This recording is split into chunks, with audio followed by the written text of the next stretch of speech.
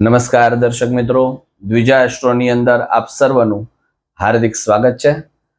આપ દાન સંબંધિત પ્રશ્નોની ચર્ચા થઈ ગઈ, પણ એ દાનની અંદર એક વિશેષ દાન જેને આપણે દીપદાન કહી શકાય.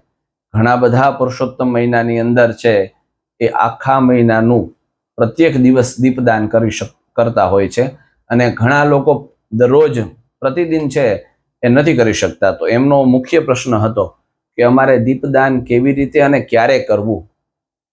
તો આજે એ વિષય છે કે દીપદાન ક્યારે અને કેવી રીતે કરવું. તો વિશેષ કરી અને જો દરરોજ ન કરી શકતા હોય તો કોઈ પણ એક તિથિ, અધિક માસની પુરુષોત્તમ મહિનાની કોઈ પણ એક તિથિ પસંદ કરી, જેવી રીતના 11 છે, પૂનમ છે, અમાસ છે, એ એક તિથિ પસંદ કરી અને 33 દીવાઓનું દાન છે એ કરવાનું છે.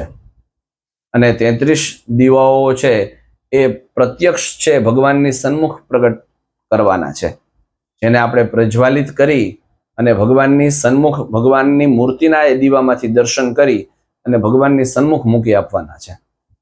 જો 33 દીવા એક સાથે થઈ શકે તો એક સાથે, અને ન થઈ શકે તો દરરોજ 1, 3, 5, 7 એકી સંખ્યાની અંદર દીવા છે એ ભગવાનને દીપના દર્શન કરાવી અને દીવાની જ્યોતમાંથી ભગવાનના દર્શન કરી આપણે અને ભગવાનની સન્મુખ પધરાવાના છે.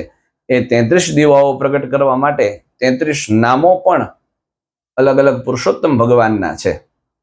તો એ 33 નામો પણ સાથે લેતા જવાના. એક દીપ પ્રજ્વલિત કરવાનો, ભગવાનને દીપના દર્શન કરાવવાના.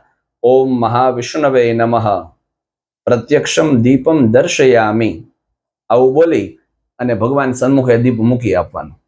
આવા 33 દીવાઓ પ્રજ્વલિત કરવાના અને ભગવાનની સન્મુખ એ દીવાઓ છે મૂકી આપવાના. દીપદાનથી જીવનની અંદર પ્રકાશ છે એ ફેલાઈ જશે, તેજસ્વીતા છે એ વધી જશે, અને બધા જ શત્રુઓનો નાશ પણ થઈ જશે. આપણી બુદ્ધિની અંદર પ્રકાશ અને શત્રુઓનો નાશ. દીવાથી ઘરની અંદર ધન ધાન્ય અને સમૃદ્ધિની વૃદ્ધિ પણ આપણને થતી જોવા મળશે. અને પુરુષોત્તમ મહિનાની અંદર દીપદાન અવશ્ય કરજો. ફક્ત ને ફક્ત 33 દીવા 33 નામો દ્વારા ભગવાનને બતાવી ઓમ જિષ્ણવે નમઃ પ્રત્યક્ષમ દીપમ દર્શયામી એમ કરી અને ભગવાન સામે પધરાવી આપવાનું છે. નાનકડું એવું કર્મ છે, અવશ્ય કરજો. આ પુરુષોત્તમ મહિનાની અંદર આ વિધિ ચૂકાય નહીં, એનું વિશેષ ધ્યાન રાખશું. અસ્તુ.